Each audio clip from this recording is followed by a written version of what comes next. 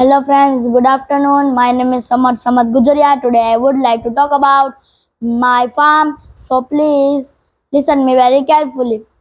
My farm is near Ahmedabad. It is small. It is looked after by Ramji Bhai. There is nice cottage in my farm. On my farm, the old banyan tree. There is swing under the tree. There are 3 cows and 2 buffaloes on my farm. There are kept in big and clean shed. Ramji Bhai milks them every morning. His son Gopal goes to nearby village sell to milk.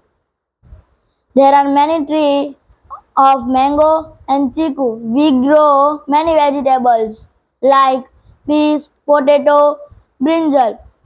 We these vegetables sold in village market. Thank you so much.